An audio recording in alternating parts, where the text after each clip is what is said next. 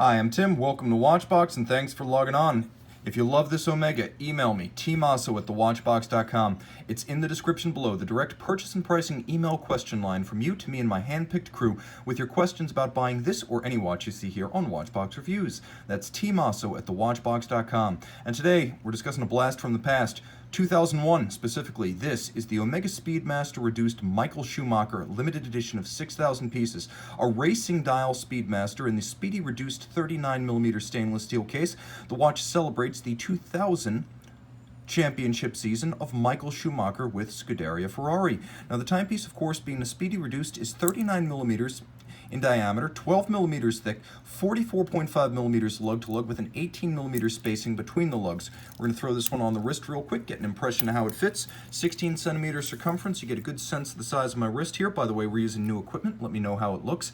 The timepiece sits very low. Despite the modular complication, this is thinner than a standard moon watch, and you can see it easily slides underneath a cuff. No problem side to side. As you can see, there's plenty of clearance on both sides. I would say there's probably no lower limit for wrist size to wear this one well. You have a tiny wrist, 13 centimeters, no problem. This is your match. The timepiece features a handsome Omega bracelet. As you can see, a little bit of a hybrid of a dress and a sports bracelet. It is reminiscent at first glance of the Rolex President with the short link, 3-link design. Because of the short links, very supple on the wrist, polished outer faces, satin shoulders, polished intermediates and centers. You'll note that back in 2001, Omega was using pin sleeves. So if you want to size this bracelet at home, you'll use a punch and a block rather than screwdrivers. The clasp, with sharp tolerances, and as you can see, still well-defined externally with plenty of depth to the engravings and the embossed Omega logo. The timepiece featuring several divots drilled into its clasp so you can change the anchoring point of the bracelet. This is where you can use a conventional strap tool to size it all up. Taking a look at the case itself, you can see it's a familiar form. Lyre-style lugs. We've seen these since the mid-1960s on innumerable Seamasters and Speedmasters. Polished outer bevel that expands at the tip of the lugs, and 44.5 millimeters from lug to lug, so this is an easy one to wear.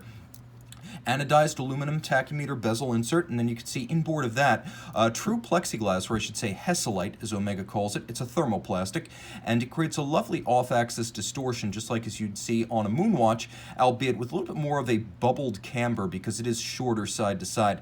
Now you can see the dial is a black gloss, and although it's not super easy to see in the light that I have here, there is an embossed checker pattern like a checkered flag on this dial, and it's evident to the eye, but not necessarily to the camera. Just take note, there is a checkered flag-like motif on the base of this dial. Outboard, you can easily see the racing dial calibration, the combination of white hashes and alternating orange and red demarcation to make it easier to read minutes, seconds, and fractions of a second. This is a tradition dating back to Omega chronographs of the late 1960s, and it has never been more apropos than on this Schumacher Special Edition. As you can see, plenty of white varnished hands and no-nonsense white on black printing for the sub-registers. Easy to read. You can see it is a modular complication. It is a Dubois de Praz vertical clutch chronograph module on an ETA 2892A2 base, 47 joules automatic winding, 40-hour power reserve, bidirectional winding action. It features quick set, or I should say stop seconds. Rather, it doesn't have a quick set date because it has no date, but it features stop seconds. It beats away at 28,800 vibrations per hour. It's 30 meters water resistant, and again, because of the vertical clutch chronograph system, you can see it starts without any jump or stagger. That's the advantage of using a DD module over, for example, an integrated lateral clutch chrono like a Valjoux 7750. There is no stagger or jump to this chronograph. Open it up, take a look at the case back, and you can see Michael Schumacher's John Hancock. Schumi Weltmeister 2000 Speedmaster Racing, Michael Schumacher, 6,000 pieces, individually numbered. And as you can see, all of the lacquer on the case back and all of the wells, the words, all remain sharp and dark. Turn the watch over, and once again, it is a colorful and versatile look. Even if you are, God forbid, a Williams, McLaren, or Red Bull fan, you're going to be able to wear this one with plenty of style and pizzazz. More wearable than a standard moon watch, and automatic winding, thus more convenient. This is a classic in its own time. Don't wait for it to become vintage. Get it now. You'll have a hell of fun, and you'll get ahead of the curve. These are destined to be some of the most sought Speedy Reduced of all time. Email tmosso of the Watchbox at the Watchbox. And we're back with the Speedy Reduced Michael Schumacher. Email tmosso@thewatchbox.com.